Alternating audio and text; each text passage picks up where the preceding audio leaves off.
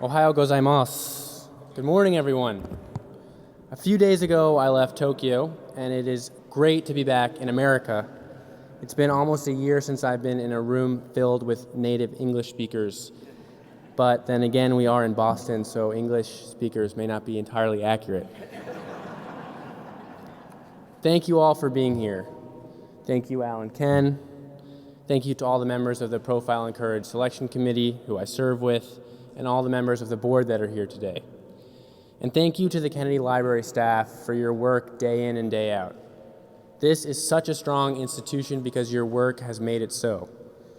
My grandfather's legacy is accessible to thousands of visitors every year because of you, and it is here for his grandchildren to come, learn from, reflect upon, and pay tribute to.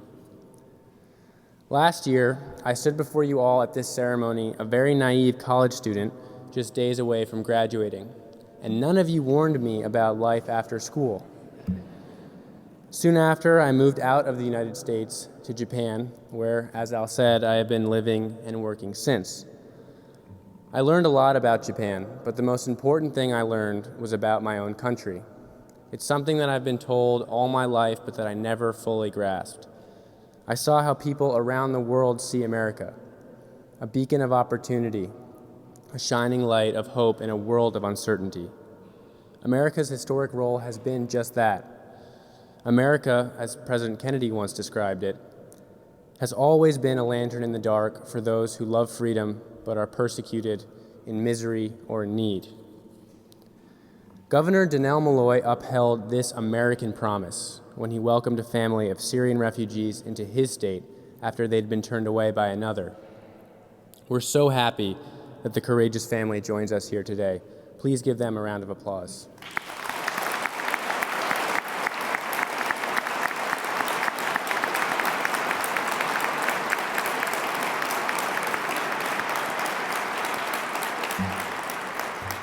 Throughout our history, groups of Americans have attacked immigrants who fled danger and destruction at home and came to America hoping for the opportunity that those of us who are born here are lucky enough to enjoy. Whether Irish or Chinese or Jewish or Japanese or Latino, our newest neighbors have all too often been greeted with a chorus of nativist ignorance. This was and remains an enduring shame. The family here today is exceptional in their bravery and courage, but they are one of many, and America has room for more. Another chapter in America's exclusionary past unfolded last fall following the despicable terrorist attacks in Paris.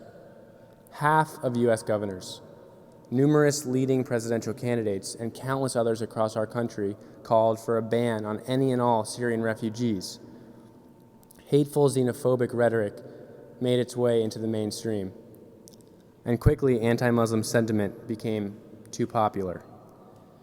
But fortunately for our country, and for the refugees fleeing violence and terror at home, some Americans stood up for our values. Governor Malloy was one such American. He took a stand against this dangerous development in our national discourse. He spoke honestly and intelligently to his constituents and our nation when he explained that America did not need to give up its principles to protect its people. He realized that our security is strengthened when our actions contradict the way that America is portrayed by those who would make themselves our enemy. It is threatened when those same people cause us to abandon our core values. Governor Malloy gave a family a home, and in doing so, he acted on a controversial issue at a time when he faced difficult challenges in his home state. A lesser public servant, a lesser man, might have remained silent and failed to summon the courage to do what he knew was right. But a profile in courage must pick an issue and a moment. America and the family we welcome here today is fortunate that the governor of Connecticut chose as he did. We honor President Kennedy today by celebrating a man whose bold action embodies the principles of my grandfather's legacy. It is my honor to present the 2016 Profile in Courage Award to Governor Dan Malloy.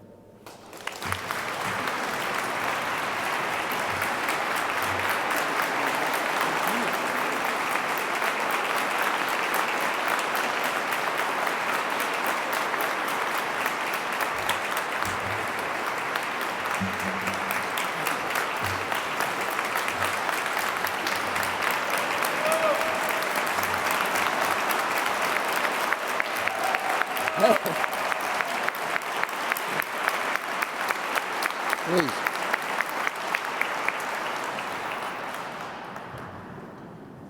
You get this beautiful award, and people say wonderful things about you, but they limit you to about 10 minutes of speaking. So I have some territory to cover.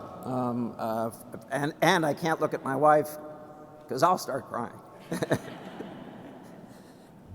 Let me say that I'm thankful for so many people in this room. A leader needs followers. And a leader needs support.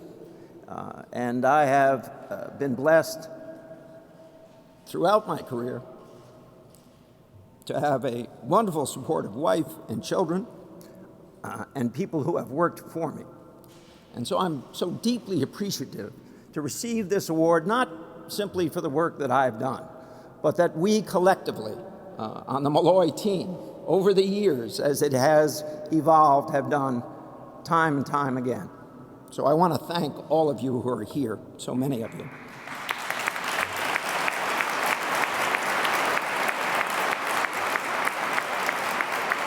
To the committee, and particularly to my good friend, Senator Dodd, I want to thank you for choosing to honor the actions that I took on behalf of other Americans. And so I'm very grateful to have been chosen this way. Jack, let me say to you that my life in so many ways has been impacted by Kennedy's. You may not know this about me, but I grew up the youngest of 8 children, and I was born with very serious learning disabilities and physical disabilities, which took years to overcome. Some of you know the story, that as late as 4th grade, I was thought to be mentally retarded, as that term was then used.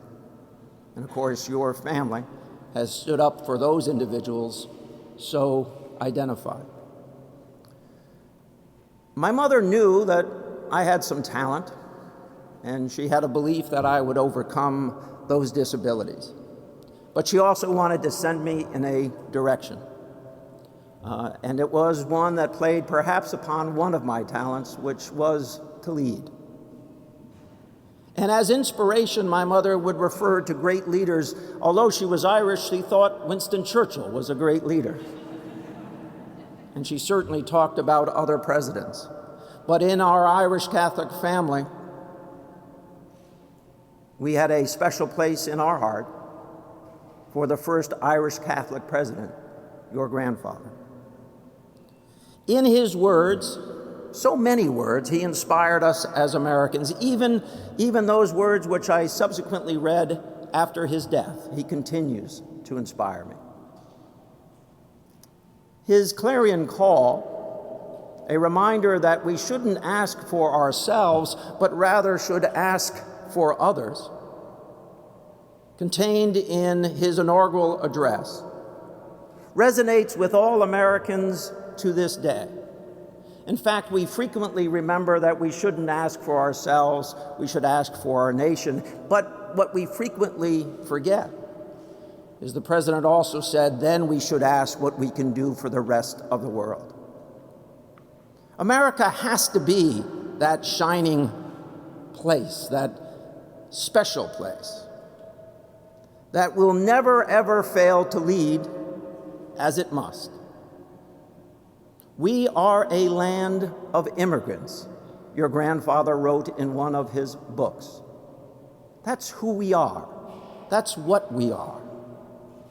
And when people will rise up to defame a religious group or a gender group or women, then Americans of good principle and strong heart need to say, not in my land, not in any land. You see, your grandfather and his brothers were an inspiration to me throughout my life. They caused me to be an advocate for civil rights and women's rights and gay and lesbian and transgender rights and religious freedom and to do away with the death penalty in my state and to raise my voice when people would subjugate other individuals, would bar them at the door because of the land they came from or the religion they practiced. We as Americans cannot tolerate that, and your grandfather would have been one of the first people to have said that. We're not born perfect, nor will any of us die perfect. But we should, in fact, live our lives in a continual process of trying to make ourselves better and stronger. At the same time, we pull others along with us. Example is one of the ways to do that. Your grandfather, your extended family, other politicians, including those essayed about this day, have done just that in the past. Now let me turn my attention to this one aspect of this particular event we talk about today. There's not a person in this room who hadn't thought that the issue of religious freedom had not in fact been resolved by the framers of our Constitution, at least in the first 10 amendments to that Constitution. And somehow and some way, religious persecution has been part of our history even to this day. Jack, your grandfather being the first Catholic president, was, we thought, a moment of change that would be honored throughout the remainder of our country's history. And yet, there are those who would deny the very fabric of who we are and what we are. They would roll back, perhaps to the pre-amendment days, the religious freedom that we all hold so dear. When I saw that happen, I decided to raise my voice and to make it clear that not all Americans believe that people should be barred at our door because of their religion or because of the geography from which they come. I have to say I was somewhat surprised by the reaction, both pro and con. Even in my own state, I received messages of hate.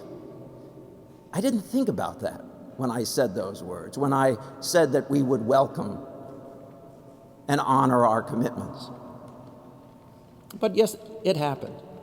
But in the intervening months, what has actually happened is we have rejected the rhetoric of those who would have us bar our neighbors from our nation. I'm not saying that one or two people running for president may not mention it from time to time, but overall Americans are returning to the right idea that we should honor our history, who we are, and what we have said and done in the past. There will be other occasions when we'll be called upon to do this, whether it's standing up for transgender individuals in the face of religious freedom laws that are nothing more than legal permission to discriminate. There will be other challenges to those basic freedoms that we hold dear. But let there be no doubt that there will be other Americans who will stand up and say, not in my land, not in my country, not in my city, not in my state. And we may, in fact, be drowned out from time to time. But we will return, because America is a good place that was born with terrible impediments, such as slavery. But as I said, that we all must do, to seek to resolve within our own personal selves those weaknesses. We continue to do that as a nation. So thank you. Thank you for having stood with me and supported me and made all of this possible. My mother would be proud. I know I am. I accept this tremendous award on behalf of the good people of this nation who raise their voice and say, not in our land.